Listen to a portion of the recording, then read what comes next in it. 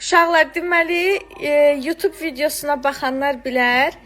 Mən Rabi ad günündə aksesuar advent kalendarı düzəltmişdim və içində belə bir set var idi, anka kuşu.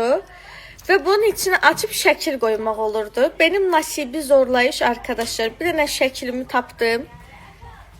Benim tipime bakın. Bir dənə şəklimi zor bəla evdə tapmışam. O vaxt şəxsiyyət üçün çəkdirdiyim şəklimdir ya. Bütün başımı Məryəm saxlayıb bu arada düz deyil.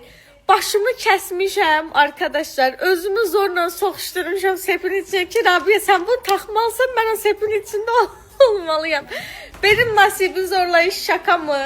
Gələ tax. Hələliyə taxımı çıxart. Hələ nə? Deyirəm, Hə. indi taxım əmin sən çıxartdın da. Hə, yəni bu sepi boğazından çıxan görməyim də zəhmət olmasın. Nəhi? Mən də istəyirəm onu. Ad günü Sən gəldi qızıl sən də. ad günü